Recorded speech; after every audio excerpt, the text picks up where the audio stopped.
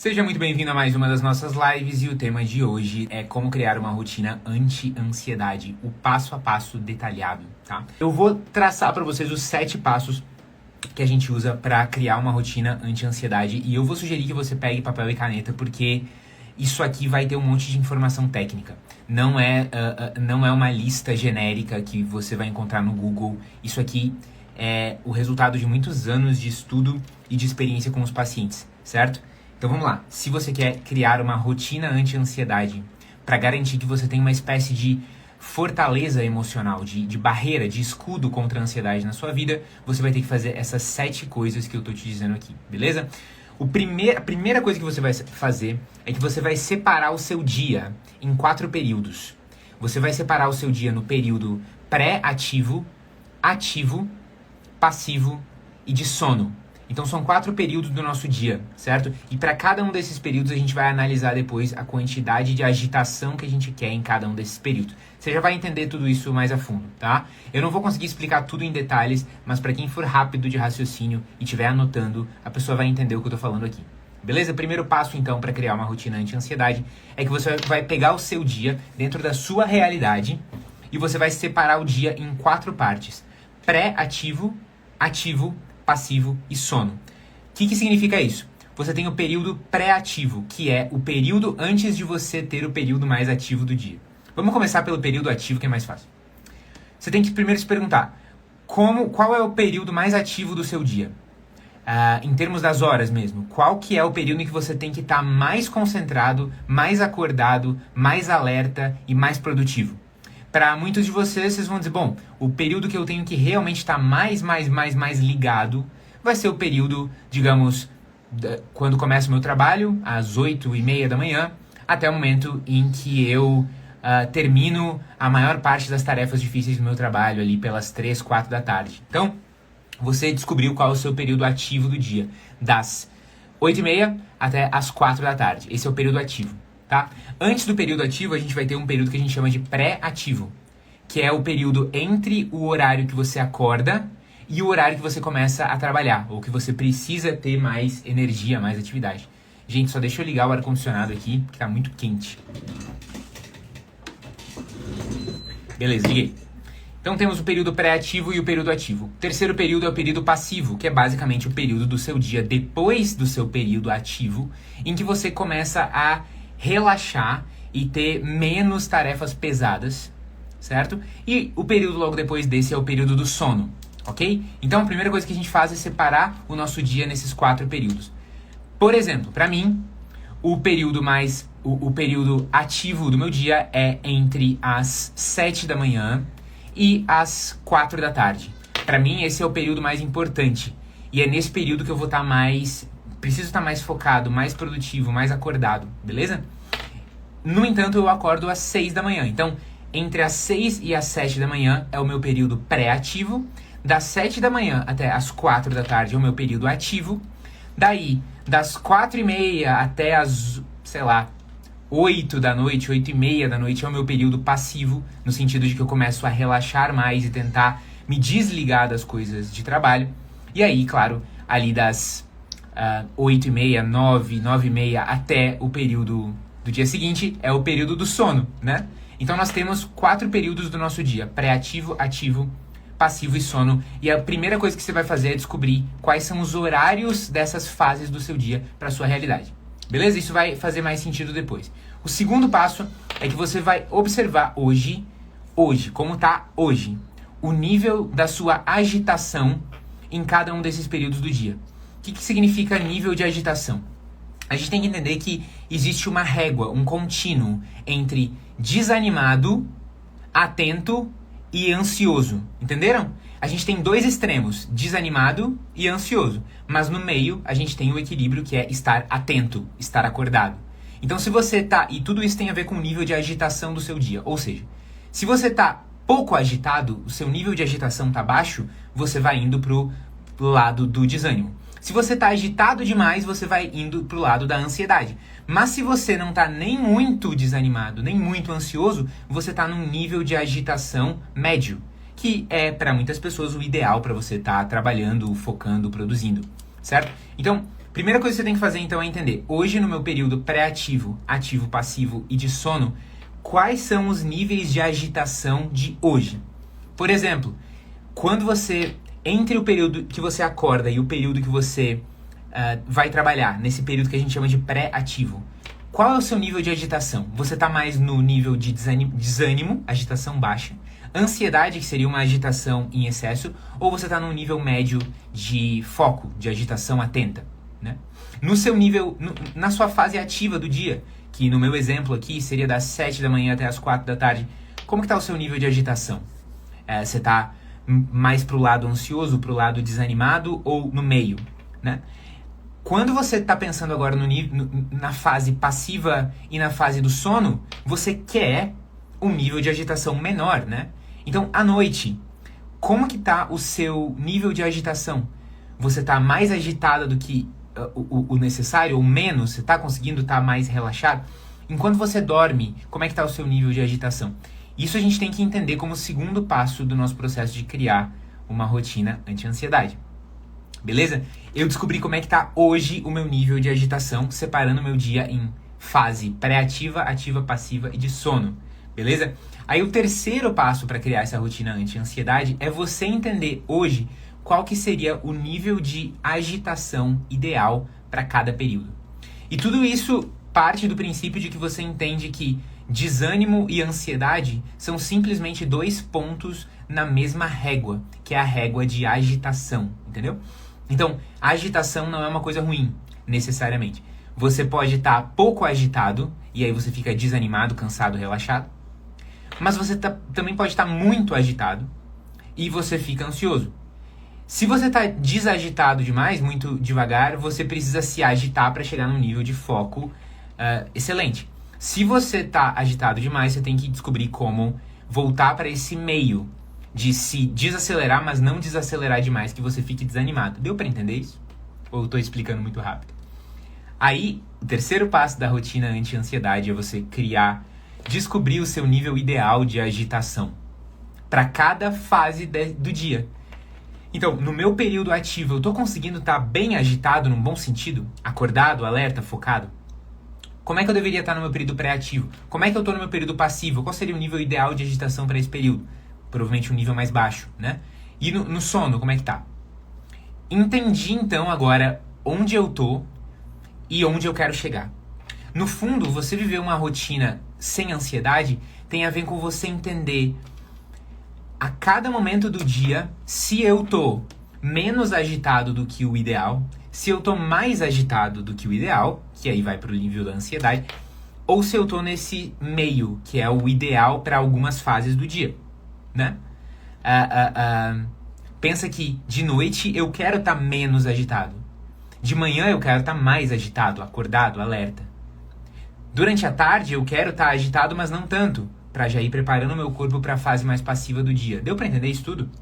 Beleza. Então eu entendi onde eu tô hoje e eu quero entender agora onde eu quero chegar. Certo? E eu entendi essas duas coisas. E agora eu tenho que pensar, ok, como é que eu faço então para manipular o meu nível de agitação ao longo do dia? Se eu tô desagitado e eu quero agitar, se eu tô desanimado eu quero ficar mais animado. Se eu tô muito agitado e eu quero desagitar, o que eu faço?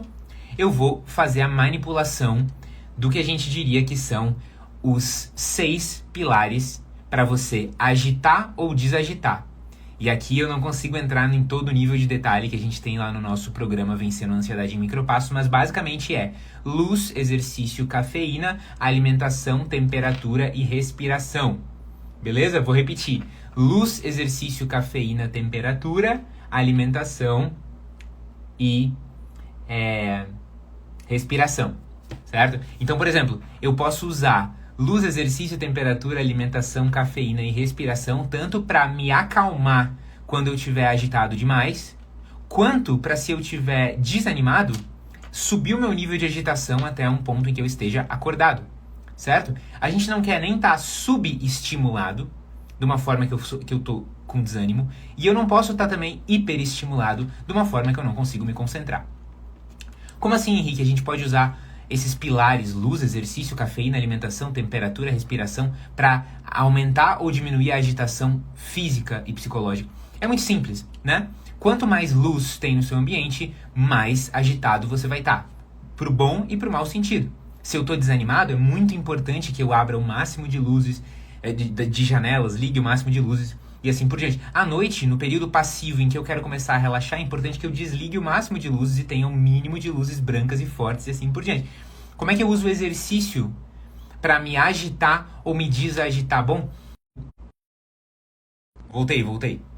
Como é que eu uso o exercício para me agitar ou desagitar? Bom, o exercício na fase mais ativa do dia, especialmente um exercício de força ou aeróbico, o exercício na fase ativa do dia vai fazer com que eu tenha mais estado de alerta, concentração, esteja mais acordado.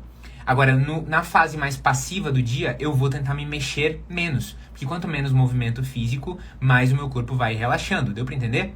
Como é que eu uso cafeína? Na parte ativa do dia, eu tomo cafeína, e na parte passiva do dia eu evito a cafeína ao máximo. Entende? Como é que eu uso alimentação? Como é que eu uso temperatura? A gente tem que entrar, claro, em muitos detalhes aqui para explicar todo o método para você criar uma rotina anti-ansiedade, mas basicamente é isso, certo? Se você estiver muito ansioso, você pode usar a respiração para se acalmar. E a gente já explicou isso muitas vezes na ideia da técnica 4-2-6, né? Inspira contando até 4, segura o ar contando até 2, solta pela boca contando até 6. Essas técnicas de respiração para se acalmar. Você também pode usar a respiração para se agitar se você estiver desanimado, né? Isso a gente ensina mais a fundo lá no programa Vencendo a Ansiedade em Micropassos. Depois que eu já consegui entender o nível de agitação para cada uma das 4 fases do dia que eu tô hoje e o nível de agitação que eu quero alcançar nessa mudança de comportamento, e aí eu penso, ok, o que eu posso fazer? E aí eu penso que eu posso fazer com base nos 6 pilares: luz, exercício, alimentação, temperatura, cafeína e respiração. Eu já sei o que eu tenho que fazer, tá? Mas ainda assim pode ser que você tenha uma rotina com muita ansiedade, porque vencer a ansiedade não é só sobre você ter bons hábitos que, tipo, te ajudam a ficar agitado na parte agitada do dia e calmo na parte calma do dia. Não. Vencer a ansiedade tem a ver também com eliminar fontes de estresse crônicas. E aí, esse é o passo número 5. Descobrir quais são as suas fontes crônicas de estresse. Como assim? Gente, a razão pela qual muitas pessoas têm problemas de ansiedade, incluindo sintomas gástricos, diarreia, náusea, comida que não cai bem, inchaço no corpo, manchas na pele, irritação, inflamação, vermelhidão, essas coisas físicas, e elas sentem que a vida delas tem uma baixa qualidade de vida, também é porque essas pessoas muitas vezes estão o tempo todo lidando com um problema que elas nunca pararam para resolver. E muitas vezes esse problema é um relacionamento que dia sim, dia também estressa você, certo?